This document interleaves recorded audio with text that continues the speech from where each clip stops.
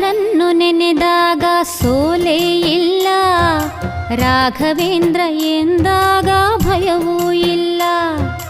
ರಾಯರನ್ನು ನೆನೆದಾಗ ಸೋಲೇ ಇಲ್ಲ, ರಾಘವೇಂದ್ರ ಎಂದಾಗ ಭಯವೂ ಇಲ್ಲ.